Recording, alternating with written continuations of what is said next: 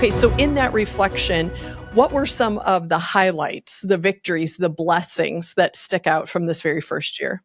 Oh my goodness. Well, I think a lot of them, I mean, it was just, God is just so amazing. It's just been miracle after miracle.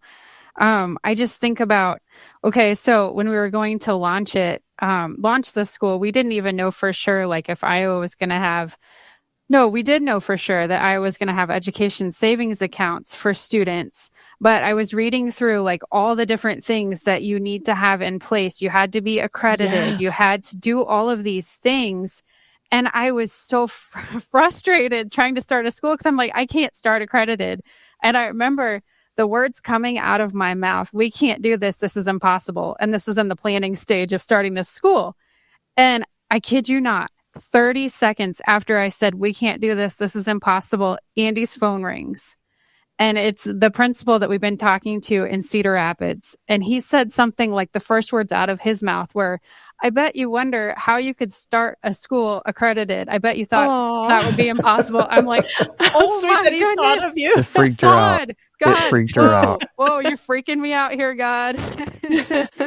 So that was amazing. And then he walked through the idea that they were working on to let Christian schools start with like a provisional or foundational accreditation. So that allowed us then to start being able in Iowa to take the education savings accounts and then ramp up to full accreditation in 3 years. And so I think just things like that, just seeing whenever we had a need financially, whatever, it was like you'd get to this point where it was like, okay, we can't do this. We're at a wall. We can't, and then it's just like, where God wants you. Yeah.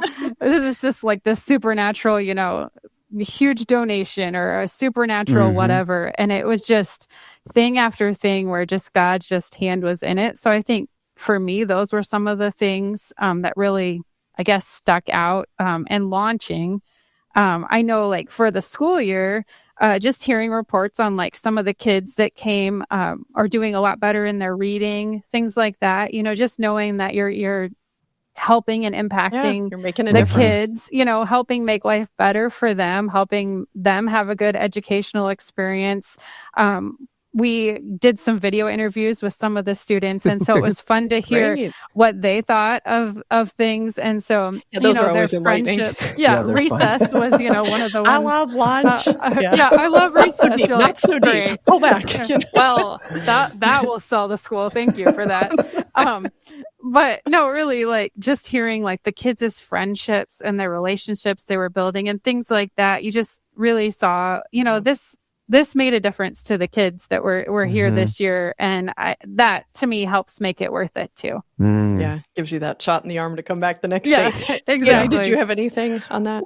Well, on Fridays we started doing a chapel in the morning. And so sometimes I would come in and get to fill in that spot. And we would have local pastors come in and speak as well.